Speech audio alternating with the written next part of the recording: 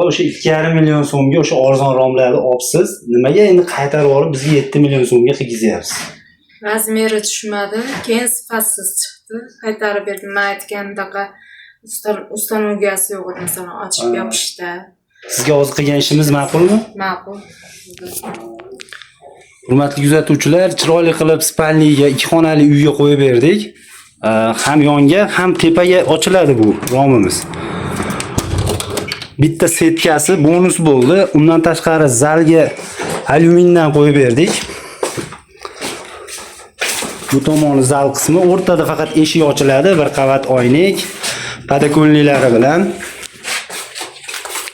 Ochilib yopilishiga baho berib qo'yasizlar. Quluplanyapti, bemalol. Yana bitta kuxnya qismiga gaz borligi uchun o'ng tomoniga fortiska, chap tomoniga oddiy ochilish qilib qo'yib berdik.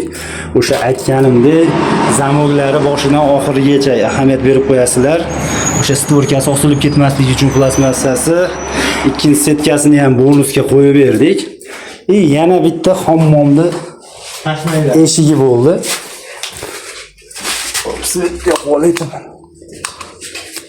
Pastidan tepasigacha plastmassa qilib berdik, chunki uyda egasi shunaqa xohladi.